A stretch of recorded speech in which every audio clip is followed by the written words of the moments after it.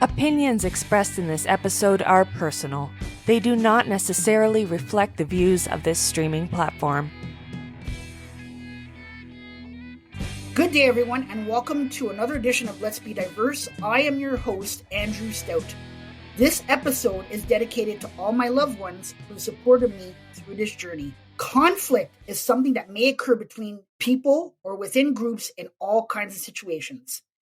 Due to the wide range of differences among people, conflict can signal difficult situations within a workplace or within leadership. It is important to understand the way conflict is handled and how it will determine whether the results are productive or devastating. Today, our topic is how conflict can be scary.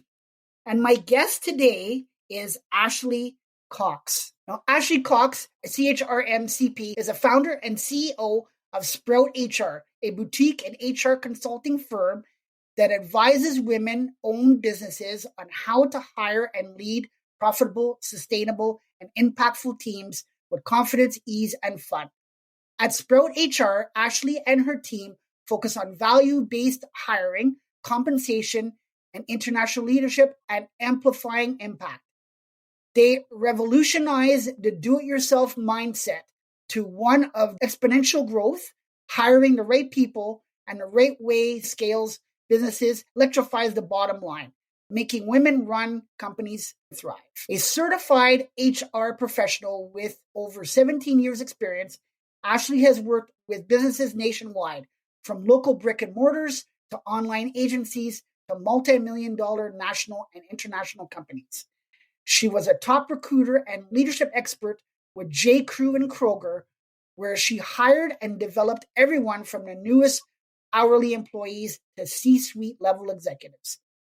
She is also an SME, which is a subject matter expert for the world's leading HR organization, Society of HR Human Resources Management, and an expert for various 1,000 employee organizations.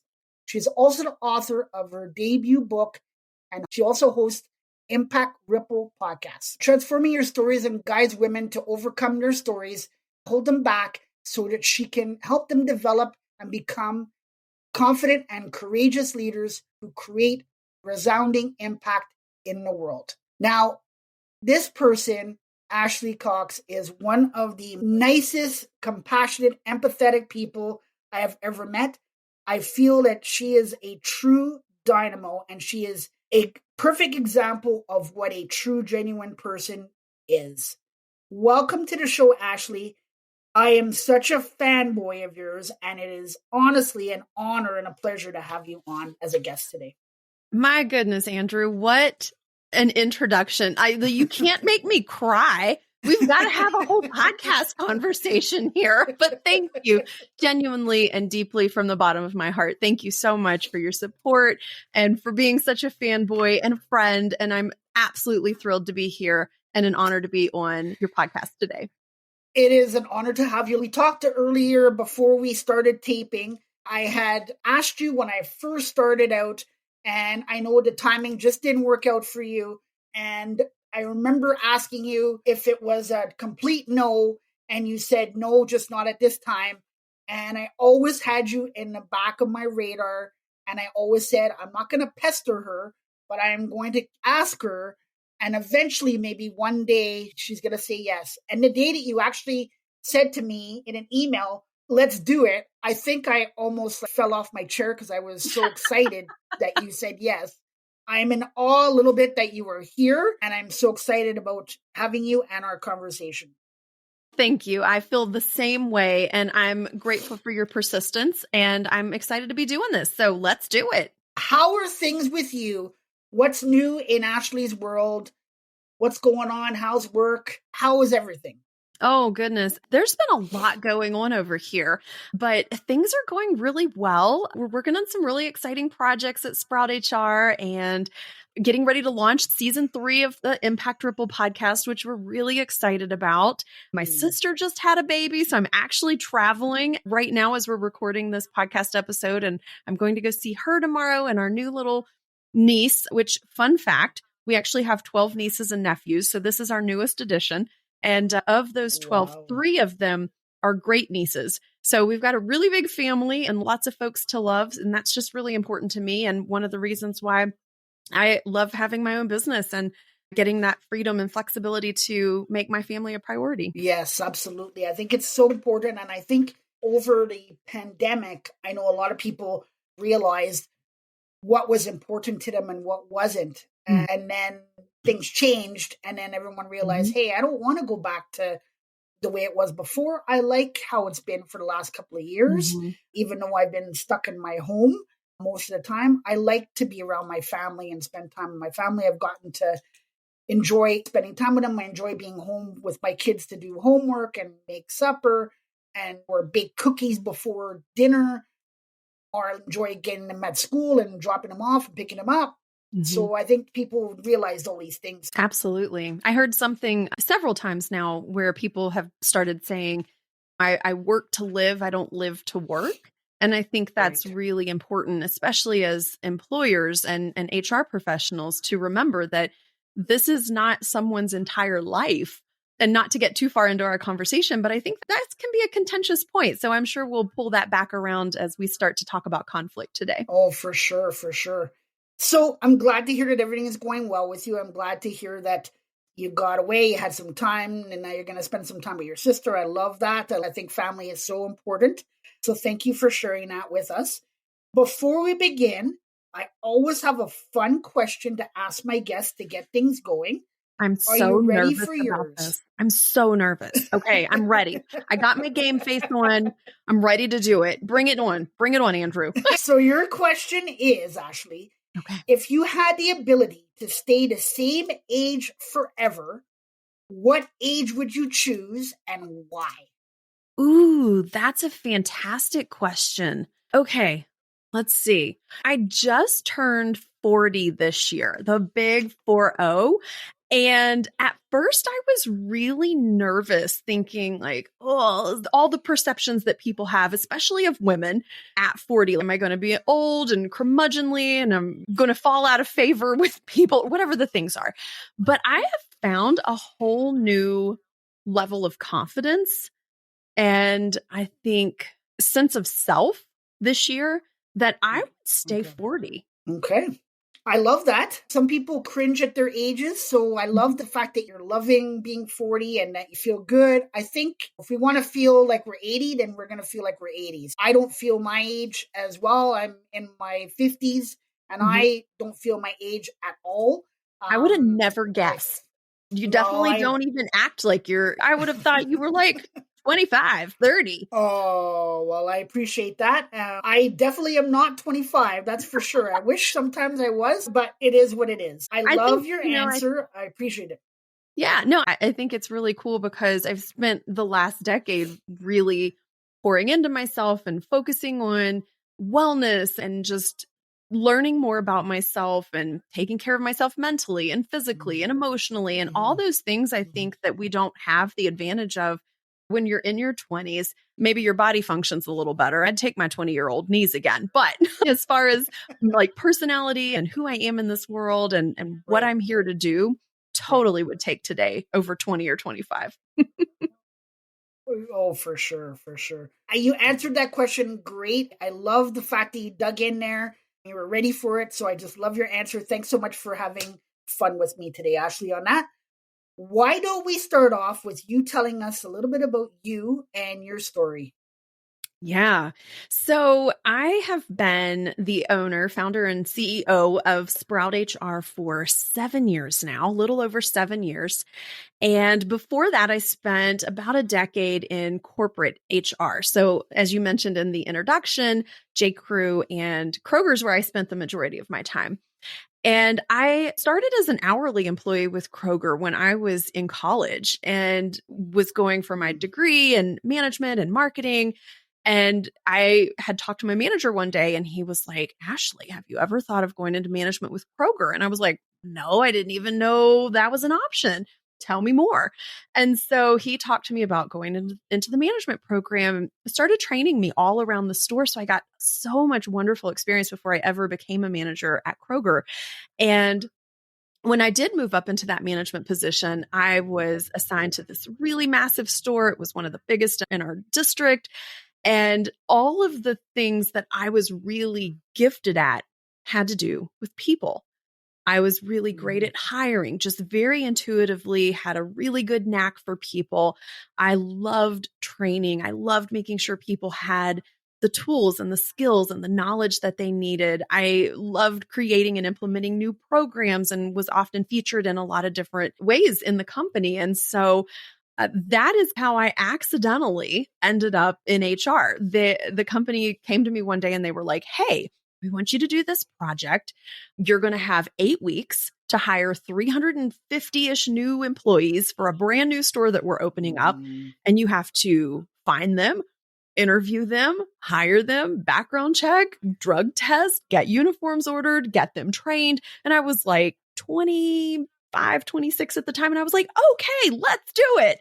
I had no idea at hiring in that capacity. I'd hired maybe 2 or 3 people at the same time before that. And all of a sudden had this massive project on my hands and one hourly part-time employee who'd never had any kind of experience with hiring that was assigned to me.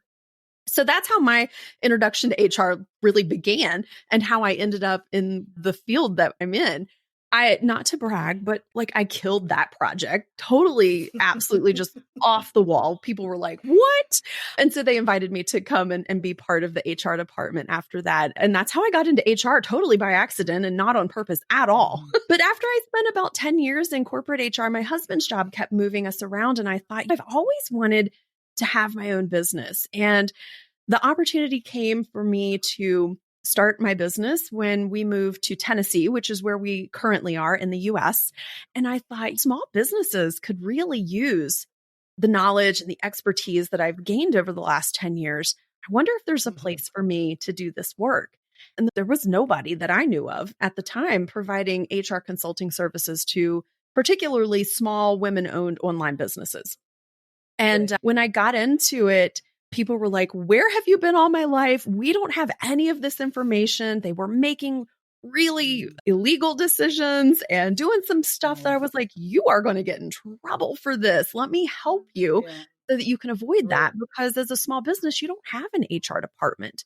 And it's been such a gift to be on this journey and to be able to help these businesses and especially women-owned businesses who are often underfunded, under-resourced, and to be able to come in and take some of that burden off their shoulder. And specifically in relation to our conversation today, Andrew, how to deal with conflict, how to have those hard conversations with employees. And my whole goal is how do we proactively prevent those from even needing to happen?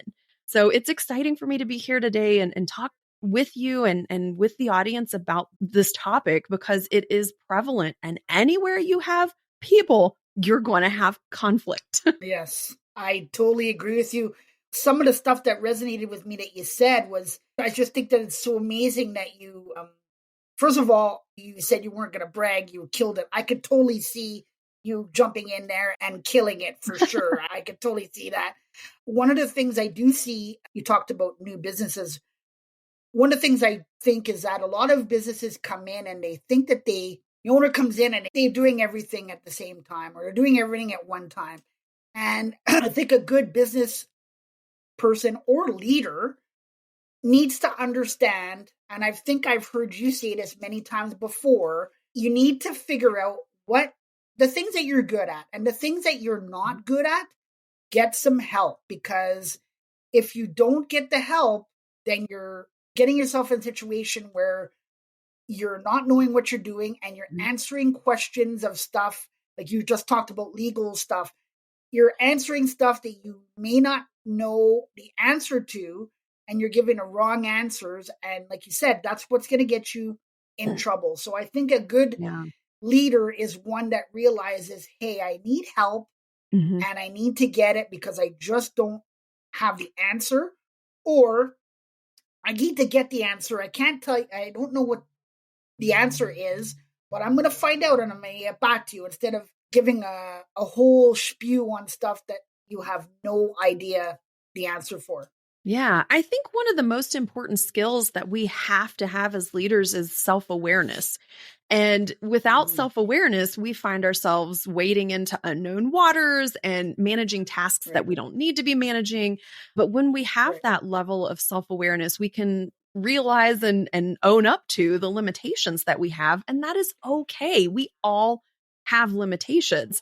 And if there's something going on in your business or in your company that you're really not super confident about or unsure about, like you said, Andrew, being able to reach out for help, reach out for support. Who can I go to? Who can I ask? Who can I delegate this to? And just letting the experts handle it. And I've talked about this many times, especially on a few of my podcast episodes.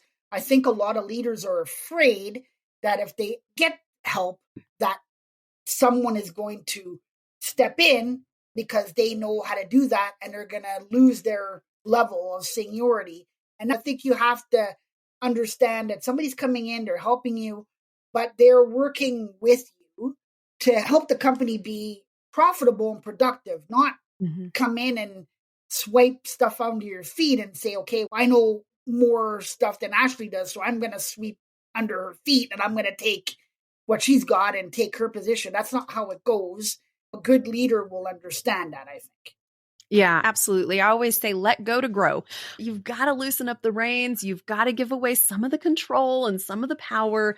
And when you do that effectively, that just means that everybody gets to win. Everybody gets to rise. Everybody gets Right. to be successful. And the more we hold on to control and have it in a chokehold, the more we all suffer and the less we all get to win Right. together. For sure. Again, our topic today is conflict. I think it's a very important topic.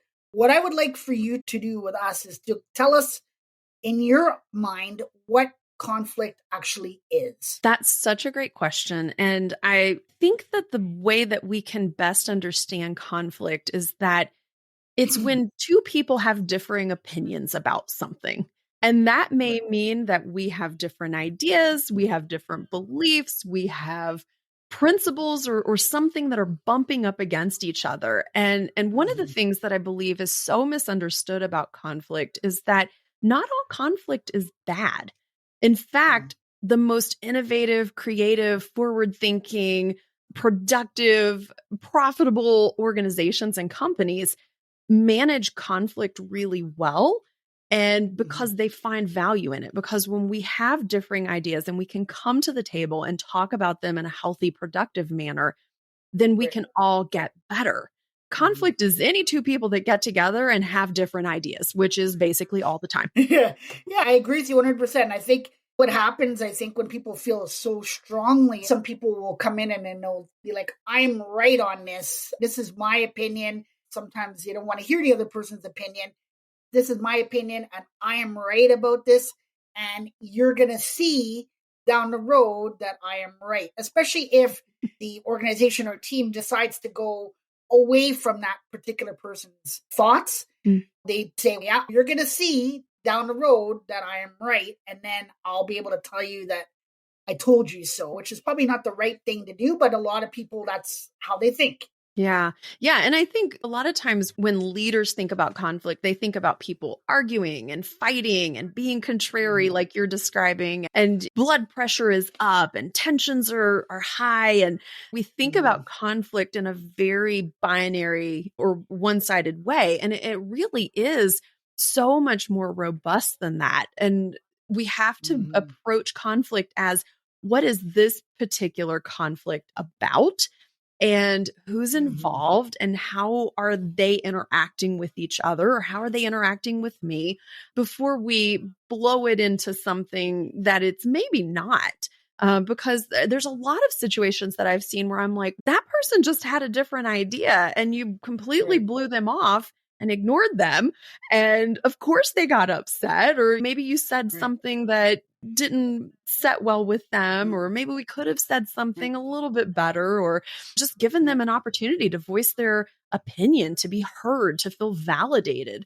And when we Right. don't give people that opportunity, of course their defenses go up. Of course they start lashing out and acting in ways that maybe are very contradictory to their personality or their normal behavior, because now we've put them Mhm. on the defensive and they're in that shields up mode. So it's Right. also very important for us to be aware of how we're approaching conflict when it is happening in the workplace. I call that diversity of thought. So Mhm. basically, people having different thoughts on different things or a different way of doing something, different way of doing a Mhm. process or different way of doing something. So for me, when I think of conflict, I think of diversity of thought for Absolutely. sure. Why do you think conflict scares people? I think it comes back to what I mentioned just a moment ago about people thinking that conflict is always going to be hard. It's always going to be Mhm, contentious. It's always going to be mhm, negative. And so I think a lot of times too, it comes from our past experiences. Corporate culture is notorious for being a contentious place. And most of us mhm, have been in situations where we've gotten into conflict with a boss or a coworker or a peer, maybe a family member, mhm, a friend, and we're mhm, not taught mhm, how to handle conflict. Honestly, if you want to add something to school curriculum that would be massively helpful mhm. to actual adult human beings, Sure would. it would be conflict management, Yeah. conflict resolution, conflict deflection or diffusion, conflict avoidance. Like all of these different Mhm, things would be supremely helpful because anywhere mhm, you have two or more people, you are going to eventually experience some sort of conflict. We mhm, all cannot get along 100% of the time and avoid any kind of disagreement, any kind of differing opinion. And we don't want that because we don't want to be just a stagnant status quo. Everybody says and does and thinks the same thing. We'd be a bunch of little robots, and that's no fun. So I think no. people are really scared of conflict because they don't know how to handle it. They don't know the right things to say or to do to diffuse it. They don't Right, know the ways that they can take the right. conflict and make it productive. And so it comes down to just an Mhm, avoidance at that point. It's like, whoa, I'm just going to bury my head in the sand and pretend this isn't happening. mhm, But unfortunately, that just makes it mhm, worse usually. And what was maybe just a small issue now becomes a snowballed problem that is maybe being taken to management or to human resources, or maybe there's severe consequences to unmanaged mhm. conflict. Right. And I think too, when you're a leader of a team, I think you have to understand your environment a little bit and your team. And there could be people that grew up, like you said, working in different environments. I would even go back as far as how the person grew up and the Mhm. environment that they grew up in, by understanding that person and what they've gone through. And also, I feel like some people are very good at bringing up something to have a discussion, have conflict. They're good at saying, "Hey, do you have a little bit of time? There's something I'd like to talk to you about." And there's people that just avoid it because they're Mhm. afraid of what the outcome could be. So they just Mhm. avoid it at all costs. They don't even tell their leader or their manager. They just say, "You know what? I'm just going to leave it. It'll get better down the road, or we'll Mhm. figure it out down the road." But in reality, we need to have those tough conversations sometimes for sure.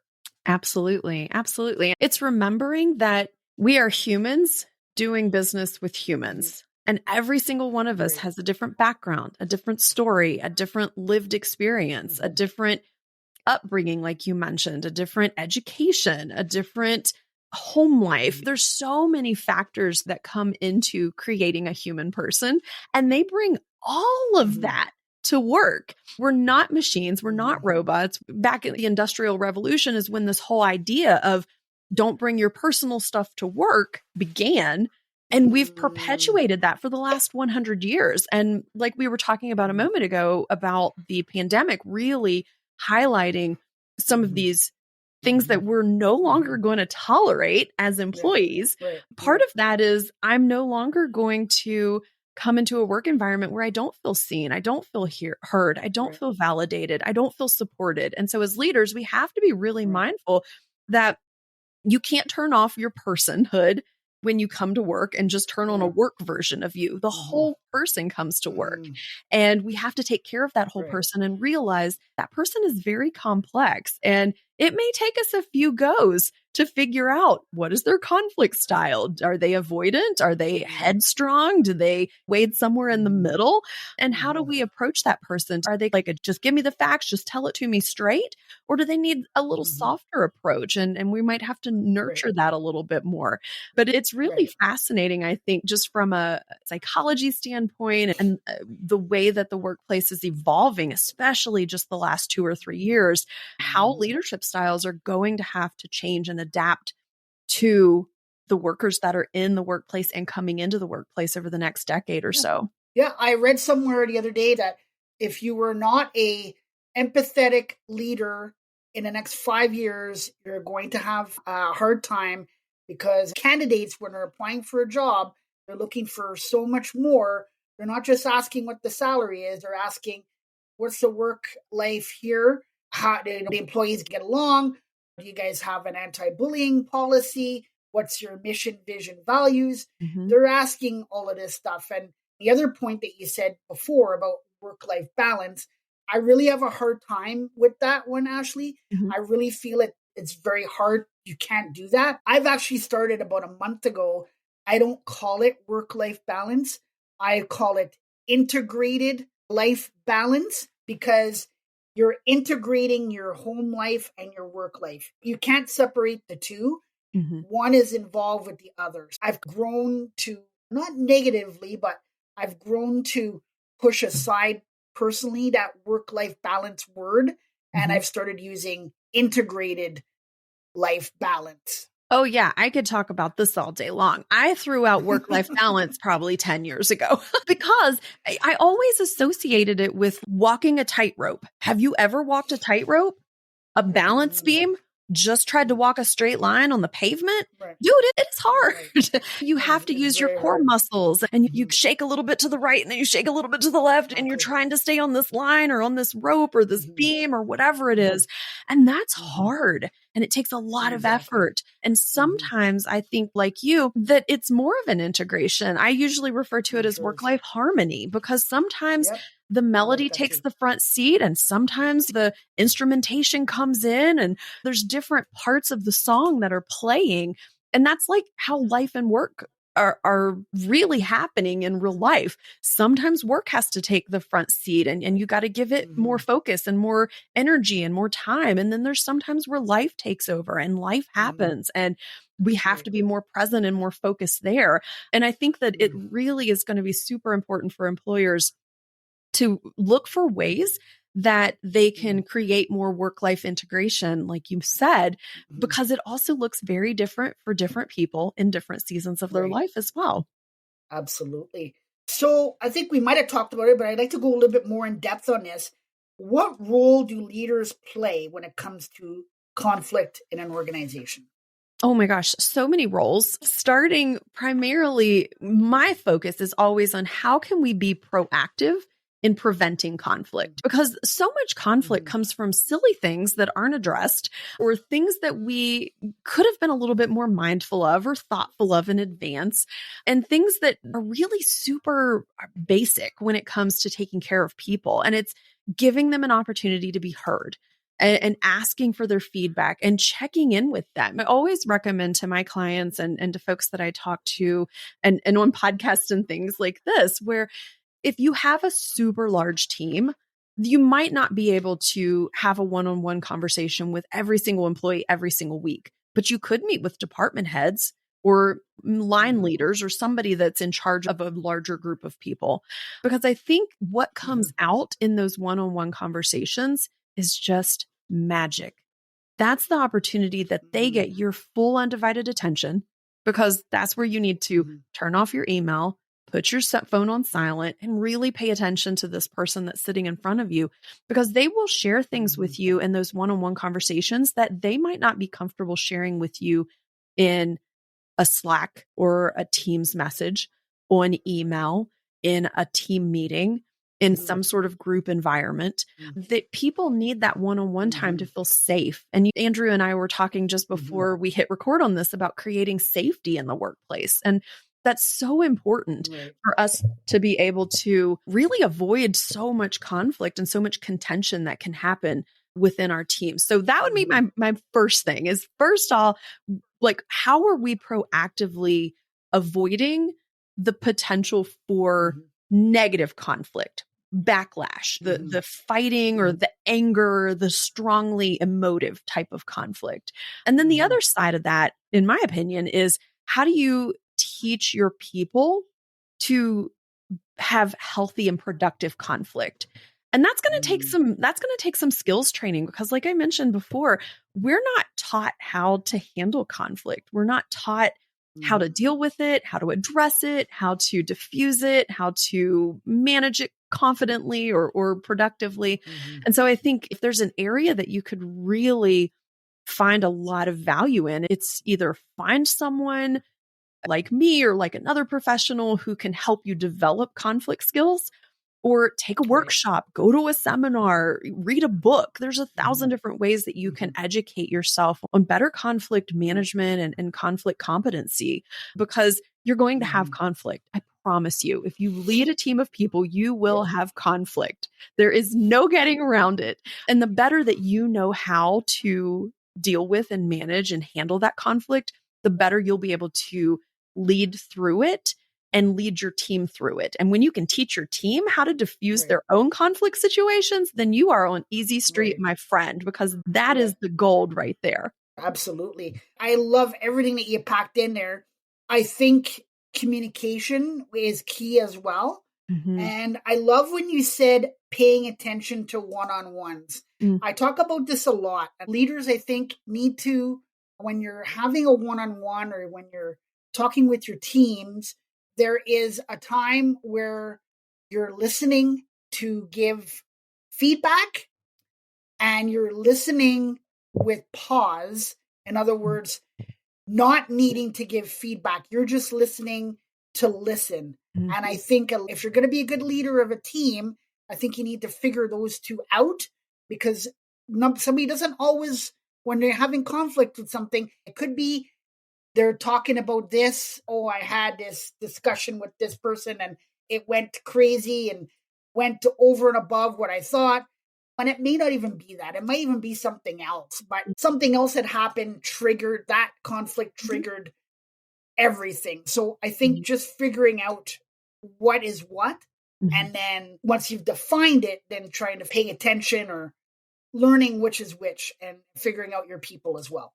Absolutely. Why do you think leaders fail to resolve conflict? I think it comes back to really not having the skills to handle conflict and manage it. And I think that people are scared. We've talked about this a little bit. People are Yeah. scared of it. And I think especially too that people are scared of saying the wrong thing, getting in trouble, having an Right. issue with legal. And this is another perfect reason and example for why it's important to get some conflict skills training. So that way, what are the legal pitfalls and potholes that I could hit along the way so that I can avoid them? Because here's the thing, being worried and scared about it isn't going to help you. Having the right skills in place is going to help you immeasurably. And when you have the right skills Right. in place, you're more confident, you're more calm and collected.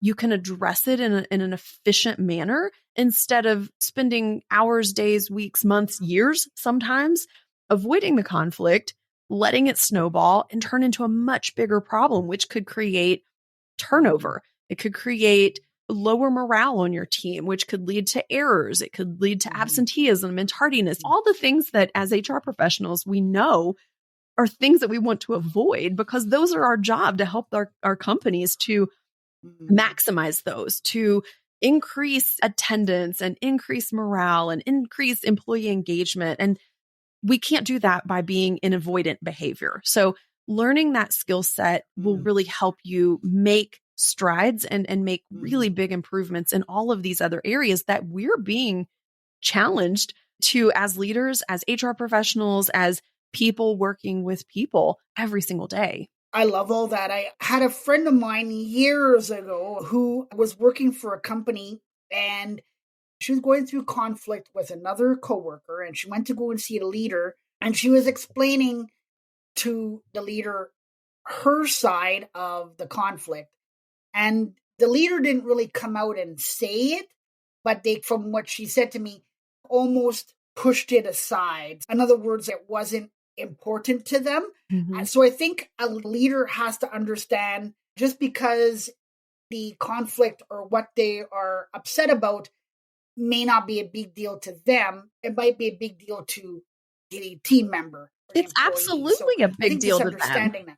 Yeah, that's such it is a good call out, because if it's important to my team member, it's important to me. And if that person doesn't feel heard or validated or that you care, they're going to shut down. And we've all heard about quiet quitting. This is not a new thing. It just has a fancy new label on it. People have shut down for years because they're disengaged, because they feel like their manager doesn't care, because they don't feel like they're being heard at work. And if you're dealing with a lot of quiet quitting right now, we have to reflect. Again, it comes back to self-awareness. You have to reflect on, what is my role in this? How could I have potentially contributed? How can I undo some of this? How can I be more engaged? How can I be more engaging with my team so that they do feel like when they have an issue, that it's also important to me? And you mentioned quiet quitting. I could think back years ago, like in my 20s, working for places, and I saw quiet quitting, and I saw, now they're even talking about loud quitting. I saw both of those, just nobody was talking about it. The thing that I love now today is that there wasn't a name for it. It was just done. Now there's a name for it. So that means that people are talking about it. And the more that people talk about it, the more leaders will understand what's happening, and the better they're going to be able to understand that they need to communicate and understand what's going on with their employees and what conflict they're having. Because years ago, I can remember in my 20s, somebody just taking off their uniform, their shirt, tossing it on the counter. I'm out of here. I've had enough. That's quiet quitting, but nobody talked about it. Back then, I asked what happened, and Roger just decided he didn't like it anymore. He was frustrated, so he quit. But now there's more talk about it, so now it's more out there, which is great, I think. I know that the internet can be a blessing and a curse, but where it can really help leaders is, I know it can be scary to go out there onto different forums and different social media platforms and hear what people are saying about their companies and their bosses and their work environments. But that is a treasure trove of information. If you want to learn what upsets people, go look at the internet. If you want to learn what people want or need to feel supported in their role, go look at the internet, because they are sharing profound information out there. And if you can look at that and say, ooh, you know what? I did that last week.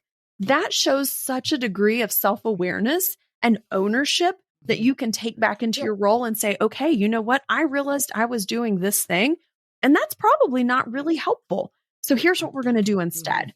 People will have so much greater respect for you if you can come to the table and say, you know what? I've been doing this. I realize this might be harmful. This might not make you feel very safe. Here's what we're going to do instead. They're going to be able to respond to that and know that you're a leader who listens, who cares, who pays attention, and who takes action when action is needed. Yes, absolutely. For sure. And I am someone who reads Glassdoor. I'll go on and I'll go on a company and I'll read reviews just for fun and experience. And I read to see what people say about certain companies.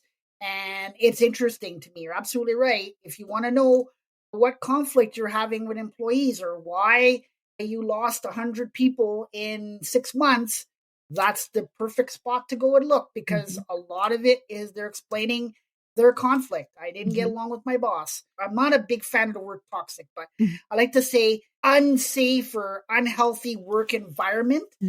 People they're talking about that, or the pay was not good, or they couldn't get days off. So any conflict, they're going to put it right out there for anybody to read. So I totally agree with you there for sure. Yeah. Good data mining. That's something I want to really make sure we talk about with the listeners as well, is it's not information to make you feel bad or to make you feel like you're not doing a good job or that there's 1,000 things outside of your control. There's actually a lot more within our control when it comes to people than we maybe have been taught in the past or maybe we felt before. But if you can look at it through a critical, objective eye as simply data to do your job better, that's going to be the healthiest way to approach it, because I don't want you to go in there and then get stuck in these mean internet streets. And then everybody's, oh my gosh, I hate everything that you're doing. And you're thinking, I'm the world's worst leader. This is terrible. Don't go in there and now have an internal crisis, but just use it as data. These are just data points. And when we have more data, we make better decisions. Absolutely. So if you could choose one word to describe yourself, Ashley, what word would that be? I think this is such a great question, Andrew. I think empathetic. I really am able to put myself in people's shoes and maybe not understand at the level that they have the lived experience, but understand at a level that's deeper than the average person, to really make that person feel seen and feel heard and feel valued. And I think that we need more empathetic leaders, and we need more people who are willing to say, you know what, it's a hard day. Let's sit down and have a conversation, and do it with inquisitiveness, and do it with compassion, and do it with heart. And I think that the way that we get there is through empathy, through being able to put ourselves in other people's shoes and say, okay, obviously I'm upset because I'm the manager and this project went sideways, but what's that person experiencing? How are they feeling? What could they possibly need from me that maybe I haven't given them? And I think when we tap into our empathy, that gives us such a robust skill set to be able to support people in better ways. And I think that empathy really is my superpower, for sure. I would 100% agree with you on that. From my conversations with you and my dealings with you, that is probably one of the first things that I noticed from you. Going back to our first ever conversation over the phone, you did not know me at all. It was the first conversation that we were having, and you showed tremendous empathy and compassion for me. And for sure, I definitely agree with you on that one. Empathy, thank you. Empathetic is definitely you. Thank you. I appreciate that. And I'm glad that you felt that way. Oh, I certainly did. Any final thoughts today? Something I haven't mentioned yet that I think would be really helpful is we have to listen to understand. And the only way that we can listen is if we are willing to ask questions. Instead of trying to have all the answers, instead of trying to strong arm conflict resolution, it's being willing to sit in the discomfort of saying, tell me more about that. How does that make you feel? What could be different? Just living and leaning into curiosity and inquisitiveness, not to have an answer or have a gotcha moment or have a response like on the tip of your tongue, but really, truly just asking a question and then pausing and letting that person speak. And I know that for so many of the people I work with, asking a question and pausing is the hardest part, because they're like, tell me more about that. Does it make you feel like this? And it's like, all of a sudden, it's like, I'm trying to answer the question for them. Whereas we need to say, tell me more about that. And then give it a good 10 count pause. And I don't mean 1, 2, 3, 4, 5, 6, 7, 8, 9, 10, but like 1, 2, 3, 4, like letting that person have the time to process and to respond. And then when you think they're done talking, pause some more, because there's always gold nuggets that come after that pause, after they've said the initial thing, because that's usually surface level stuff. And when you pause and you let them continue thinking and processing, or maybe encourage them with another, say more about that. There's so much more that's beneath the surface that will add incredible value to the conversation, to your relationship, to your team dynamics. So be uncomfortable in the pause and ask questions. That is full of golden nuggets there. I love everything you said there. I wanted to take the time to thank you for coming on and having this amazing, important conversation with me today. I've always wanted to have you on. I knew it wasn't good timing for you when I first initially asked you to come on. And here you are today having this conversation with me. And I am so overwhelmed with joy to have you on here today. I call you a genuine individual, but you are a super dynamo for me. You are absolutely amazing at what you do, what you say. how you handle yourself. And I joked about it earlier and I said, when I grow up, I want to be just like you. But in reality, I do look to you and I admire you. And I do read a lot of the stuff that you put out there. And I will tell you that I do take notes of everything. And I take notes of everything you say, what you write. And I want you to continue to do the good things and the good work that you're doing, because you do tremendous work for your clients. And it is an honor to have you on. And I hope that you don't go very far, because now that I've had you on, I definitely would like to have you on again sometime. Oh my goodness. Y'all can't see me, but my cheeks are just a little flushed right now because that was just really tremendous. Thank you so much, Andrew. I appreciate and I receive all of that. And it's such a gift to know you, to call you a friend, to be on your show and have this incredible conversation. And I truly hope that everyone who tunes in finds a nugget or two that they can take back and can really impact their lives, their teams, and everyone, the individuals that they work with every day, their lives and their families and the people that they interact with too, because it really is a ripple effect. It really is this impact ripple that I talk about a lot. And you just never know who you're going to meet on the internet, like Andrew and I, and be able to create even more impact together. And Andrew, the world needs your voice. So it's not just about me, but you have such a powerful message to share, and you are doing an incredible job with your podcast. And it's an honor and a pleasure to be here with you. I appreciate your kind words. I take them and I receive them as well. On behalf of myself and my guest, Ashley, I would like to thank you all for listening. And until next time, be safe, and remember, everyone, that if we all work together, we can accomplish anything. You have been listening to Let's Be Diverse with Andrew Stout. To stay up to date with future content, hit subscribe